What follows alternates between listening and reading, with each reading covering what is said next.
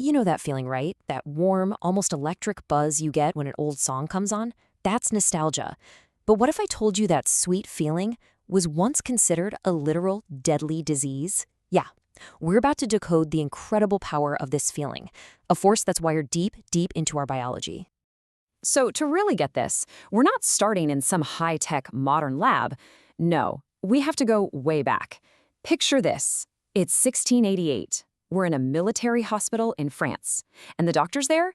They are completely stumped by a medical mystery that defies everything they know. So lying in front of them is this young Swiss mercenary.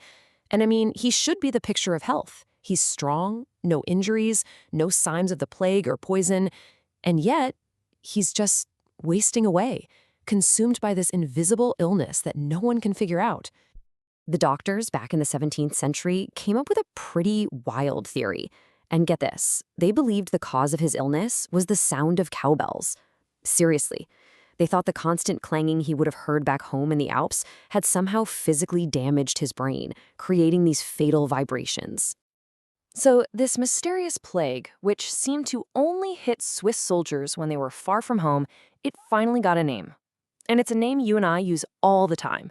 But trust me, its original meaning was way, way more terrifying. Right. So this medical student, Johannes Hofer, he's the one who coined it. He smashed together two Greek words, nostos, which means return home, and algos, which means pain. So painful homecoming.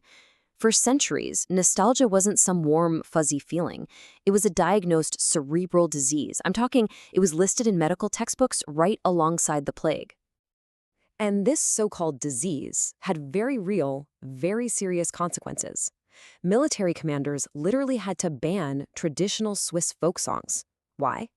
Because hearing them was known to trigger mass desertions, hysteria, and in some cases even death among the soldiers. Just from a song.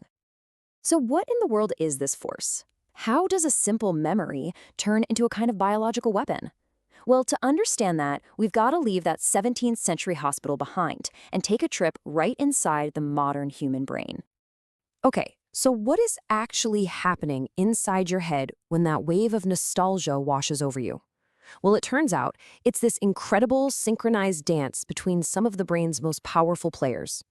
I like to think of it like this. You've got three key players. First up is the librarian. That's your hippocampus, and its job is to pull the raw data from the shelves of your life. You know, the smell of your grandma's baking, the exact color of your first bike. Then, the director steps in. That's your medial prefrontal cortex. It takes that raw data and edits it into a story that's all about you. It says, hey, that wasn't just a bike, that was my first taste of freedom. And finally, the most important part, the drug dealer, your brain's reward system, opens the floodgates and releases a rush of dopamine, that feel-good chemical. That's the hook. That's what makes nostalgia feel so incredibly good. And this gets to the heart of nostalgia's paradox, right? The whole bittersweet thing. The sweet part, that's that dopamine rush from the good memory. But the bitter part, well, that's the gut punch of realizing that moment is gone. It's over. You can't go back. Your brain is basically making a deal with itself. It's willing to pay a little tax of sadness to buy a hit of pure, uncut meaning. So you gotta ask, right? If it can feel so painful, why on earth did we evolve to have it? Well, here's the thing. Nostalgia isn't a bug in our system. It's a feature, a really sophisticated survival tool that actually helped keep our ancestors alive. Yeah, evolutionary psychologists have pointed to three huge reasons. First, it's like a social glue. It can make you feel connected and less lonely even when you're physically by yourself. Second, it's a meaning anchor. During chaotic times, it reminds you of who you are. It gives you a sense of continuity. And third, it acted as a risk regulator, a kind of gentle brake that told our ancestors, hey, maybe don't wander too far into that super dangerous unknown territory. And this is where it gets really cool. This perfectly illustrates what scientists call the social warmth theory. Get this. Studies have actually shown that when people are feeling nostalgic, they will literally perceive a cold room as being warmer. How wild is that?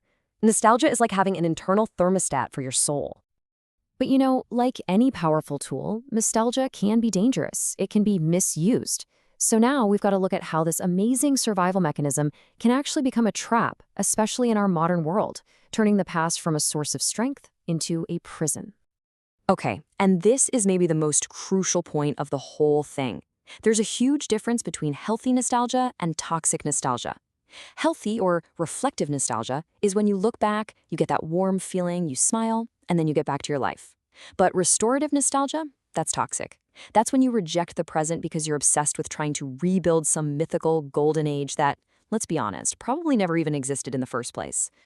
And of course, this toxic form is so easily weaponized. Marketers, movie studios, they know all about this. They know that the things we experience in our teens and early 20s, what's called our reminiscence bump, are practically welded to our identities on a neurological level. So when they release that reboot or that sequel, they're not really selling you a movie. They're selling you a ticket back to your own past. And don't even get me started on social media platforms. They are masters at this. They have the data. They know that posts about the past get way more engagement. So what do their algorithms do? They push those on-this-day memories right into your feed, weaponizing your own life as bait to keep you hooked, to keep you scrolling. Okay, so we've seen the good and the bad, right? How nostalgia can be this incredible comfort, but also a dangerous trap. So the big question is, how do we learn to pilot this powerful little time machine we all have in our heads? Well, it really all comes down to understanding that central paradox we've been talking about. If you use nostalgia as a resource, like a quick visit to the past to recharge your batteries, it's one of the most powerful antidepressants out there. But if you try to live there, if you make it your permanent home, it becomes that Swiss disease all over again. Here's probably the best way to think about it. Nostalgia is your rearview mirror. It's absolutely essential to glance at it every once in a while, right? To see where you've been, how far you've come. But what happens if you just stare into it while you're trying to drive? You're going to crash. It's that simple. Because at the end of the day, the only way home is forward. The past gives us our foundation, it gives us strength for sure, but the only time that truly belongs to us is right now. So, you've checked the mirror. The only question left is, where are you going to drive now?